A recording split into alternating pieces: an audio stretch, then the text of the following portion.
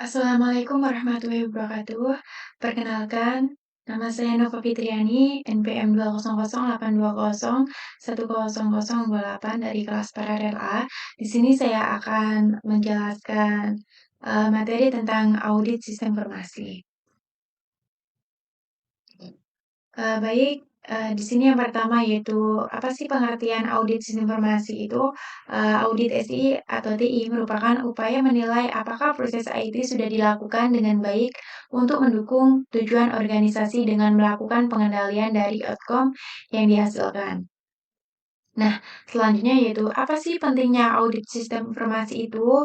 Eh, Audit sistem informasi merupakan hal yang penting bagi sebuah organisasi untuk dapat menghindari yang pertama yaitu kerugian akibat kehilangan data, kerugian akibat kesalahan pemrosesan komputer, yang ketiga yaitu pengambilan keputusan yang salah akibat informasi yang salah, yang keempat yaitu kerugian karena penyalahgunaan komputer, yang kelima yaitu nilai hardware, software, dan personal sistem informasi, dan yang terakhir yaitu pemeliharaan kerahasiaan informasi.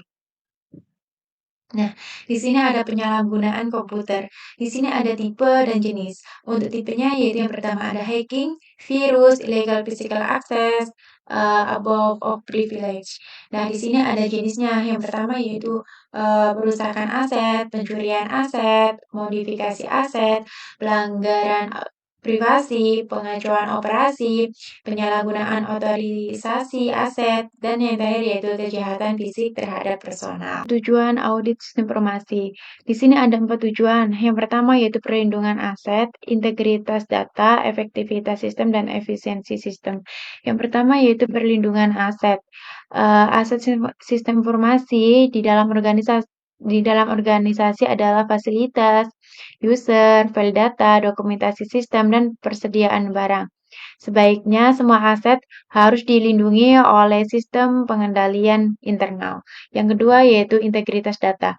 Integritas data ialah konsep dasar di dalam audit sistem informasi.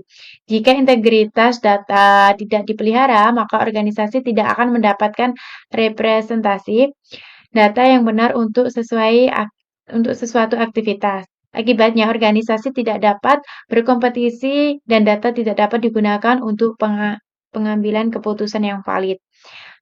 Yang ketiga yaitu efektivitas sistem. Audit sering dilakukan setelah sistem berjalan untuk beberapa waktu. Manajemen membutuhkan hasil efektivitas untuk mengambil keputusan apakah sistem informasi terus dijalankan atau diberhentikan sementara untuk proses modifikasi. Nah, yang terakhir yaitu efisiensi sistem. Efisiensi sistem ini dilakukan dengan cara menggunakan sumber daya minimum untuk menyelesaikan suatu tujuan objek. Variasi sumber daya terdiri dari mesin, waktu, dan sistem pekerja. Nah, tujuan dari perlindungan aset, integritas data, efektivitas sistem, dan efisiensi sistem dapat dicapai dengan baik jika manajemen organisasi meningkatkan sistem pengendalian internalnya. Selanjutnya yaitu aspek audit sistem informasi.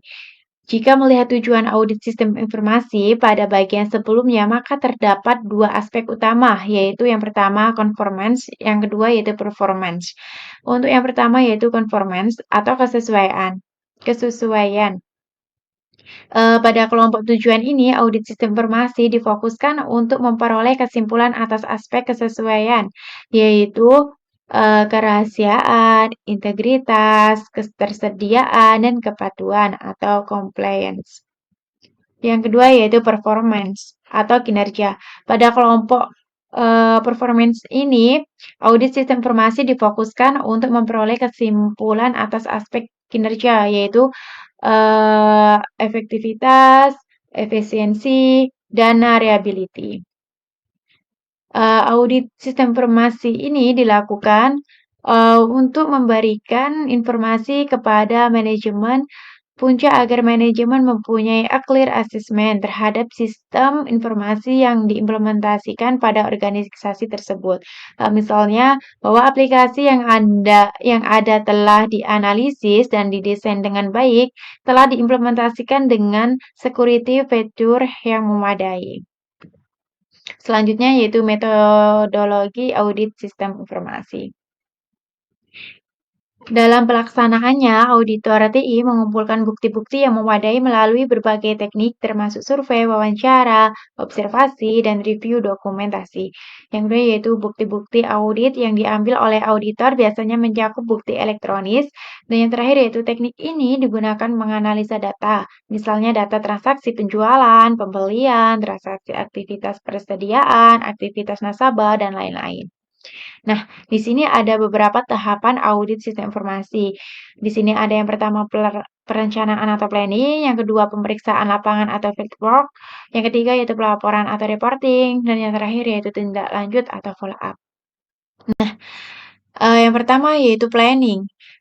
Tahapan perencanaan ini yang akan dilakukan adalah menentukan ruang lingkup atau skop.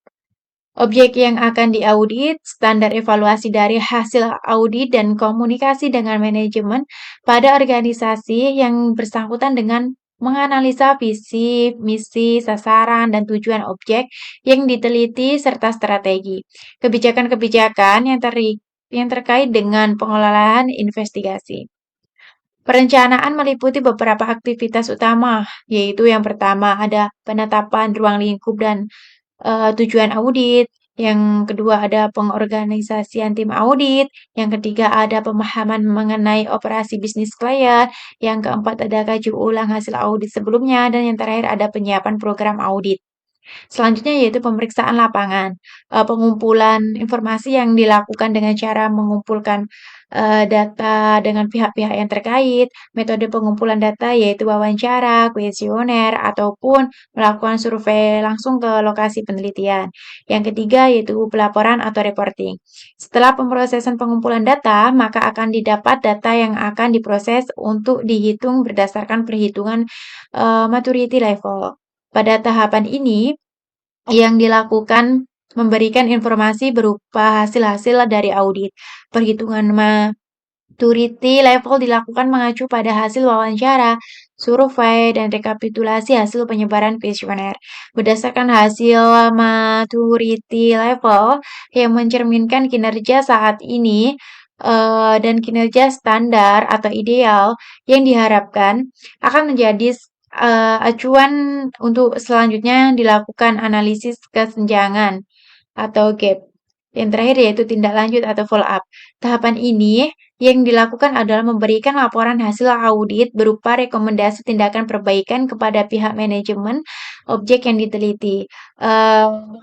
Wewenang perbaikan menjadi tanggung jawab manajemen objek yang diteliti. Apakah diterapkan atau hanya menjadi acuan untuk perbaikan di masa yang akan datang.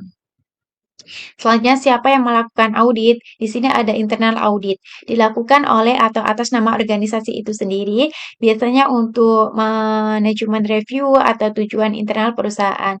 Yang kedua yaitu lembaga independen di luar organisasi, dilakukan oleh pihak yang memiliki kepentingan terhadap perusahaan, dilakukan oleh pihak independen dari luar perusahaan, misalnya untuk sertifikasi.